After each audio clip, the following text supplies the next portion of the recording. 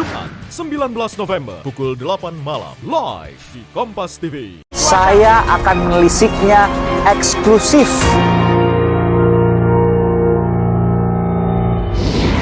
Saudara, seberapa besar peluang sejumlah menteri yang namanya masuk dalam survei elektabilitas tingkat keterpilihan menuju Pilpres 2024? Apakah menteri-menteri ini jadi masuk ke dalam bursa Pilpres? Apa yang mendasarinya? Berikut informasi. Presiden memberi kebebasan kepada semua menterinya untuk menaikkan popularitas dan elektabilitas. Kita mengajak, mengimbau agar Pak Menteri menjauhi urusan yang kaitannya dengan kepentingan yang sifatnya vested interest, apalagi menyangkut soal elektabilitas, menyongsong pemilu 2024.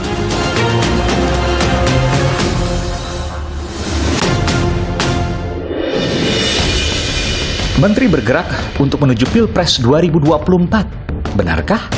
Tak bisa dijawab pasti.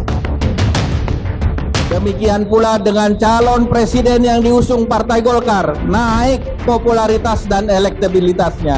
Masih 2 tahun lagi. Kita kerja keras. Saudara-saudara siap. Meski tanda-tandanya sulit untuk dipungkiri.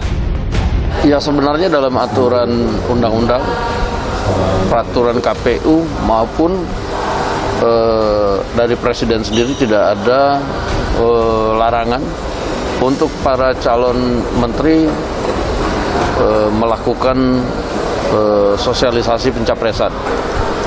Nah, bagi khusus menteri-menteri, saya pikir sampai dengan saat ini hal yang dilakukan masih dalam taraf wajar dan belum mengganggu kinerja atau jalannya kerja daripada menteri-menteri tersebut. Dan sampai sejauh ini kita lihat yang dilakukan oleh menteri-menteri itu masih dalam tahap yang wajar dan masih on the track dalam melakukan tugas-tugasnya. Tanda para menteri siap nyapres terlihat jelas. Baliho tersebar, relawan menjamur, ditambah isu reshuffle alias perombakan kabinet yang membuat menteri wajib poles diri.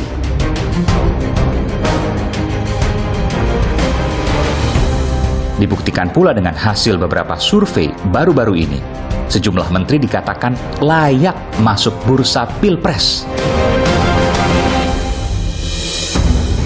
Sebut saja Prabowo Subianto dan Sandiaga Uno yang jadi langganan survei. Ada pula nama Menteri Koordinator Bidang Perekonomian Erlangga Hartarto. Tidak hanya itu, Menteri Keuangan Sri Mulyani yang selama ini jarang disebut-sebut dalam pencapresan mengejutkan tersebut dalam survei Menteri Layak Capres 2024 oleh Akar Rumput Strategic Consulting. Kemudian muncul pula nama Menteri BUMN Erick Thohir. Meski Erick melalui staf khususnya Arya Sinulinga mengatakan masih fokus pada pekerjaan Menteri BUMN. Secara garis besar ada 3 golongan yang diperkirakan masuk pada bursa Pilpres 2024. Pertama, Kepala Daerah, Gubernur DKI Jakarta Anies Baswedan, Gubernur Jawa Barat Ridwan Kamil, dan Gubernur Jawa Tengah Ganjar Pranowo. Santer disebut calon kuat Presiden 2024. Kemudian pimpinan kementerian dan lembaga negara, diantaranya adalah Ketua DPR RI Puan Maharani, Menteri Sosial Tri Risma Harini, hingga Menteri Pariwisata dan Ekonomi Kreatif Sandiaga Uno. Ketua Umum Partai Politik tak ketinggalan, Prabowo Subianto, Ketua Umum Partai Gerindra yang juga Menteri Pertahanan.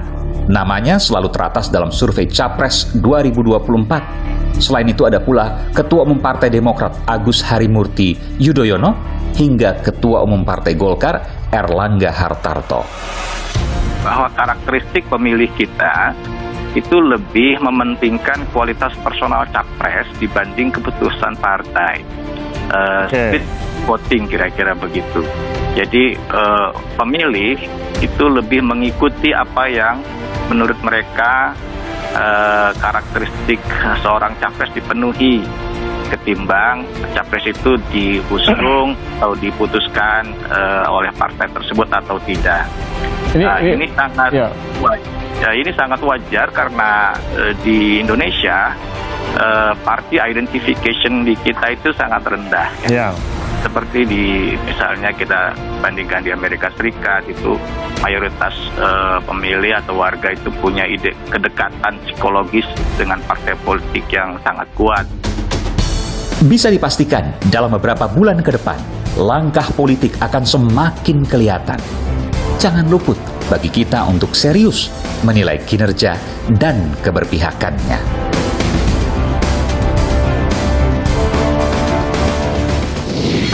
Saudara, isu perombakan kabinet yang sempat disebut-sebut bisa jadi bukan perombakan kabinet biasa. Menuju tahun politik yang akan segera dijelang, ada tanda-tanda yang jelas dan gamblang sah untuk mempersiapkan jauh-jauh hari karena warga, publik, masyarakat akan menilai kinerja termasuk juga etika. Bagaimana langkah mereka selanjutnya? Menarik untuk dicermati. Saudara, saya Aiman Caksono. Salam.